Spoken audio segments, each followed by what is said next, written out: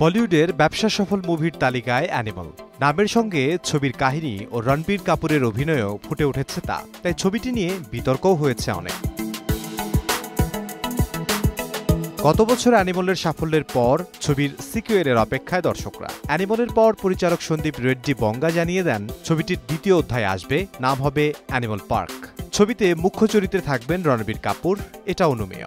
কিন্তু ছবির প্রথম পর্বে রক্ত, হিংসা, উগ্র পৌরুষের কারণে সমালোচিত হয়েছিলেন তিনি। দ্বিতীয় পর্বেও কি এমন ভয়াবহতা থাকবে? পরিচালক বলেন, অপেক্ষা করুন, দ্বিতীয় পর্বে আরও রক্ত ঝরবে, আরও ভয়ঙ্কর হতে চলেছে অ্যানিমাল 2।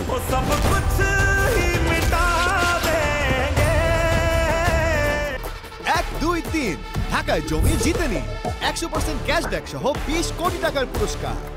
অ্যানিমাল ছবিতে খল চরিত্রে অল্প সময়ের উপস্থিতিতে নজর কেড়েছিলেন ববি দেওল।